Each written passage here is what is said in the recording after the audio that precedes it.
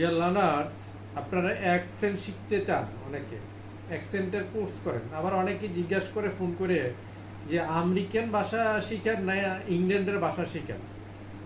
আর সে ইংলিশে দুইটা সেন্টেন্স বলতে পারে না, যে দুইটা সেন্টেন্স লিখতে জানে না, সে চিন্তা করে আমেরিকান ল্যাঙ্গুয়েজ নাকি ব্রিটিশ ল্যাঙ্গুয়েজ, আমেরিকান অ্যাকসেন্ট না ব্রিটিশ অ্যাকসেন্ট শেখানো হবে।